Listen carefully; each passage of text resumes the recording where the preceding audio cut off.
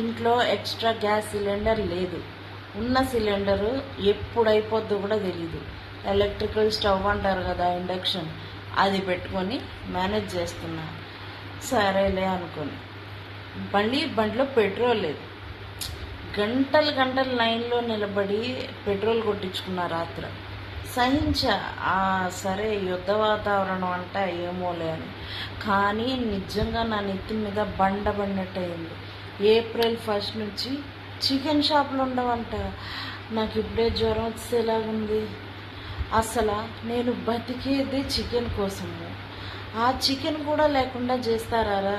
కనీసం నేనున్న ఏరియాలో ఒక 3-4 షాపులు తీసి పెట్టాలని చెప్పి ఆ దేవుని ప్రార్థిస్తున్నా. ఎక్కడో యుద్ధం జరగడం ఏంటి, దాని ఎఫెక్ట్, దాని ఇంపాక్ట్ నా మీద పడడం ఏంటి? పగవాళ్ళకు కూడా నా లాంటి కష్టం రాకూడదురా.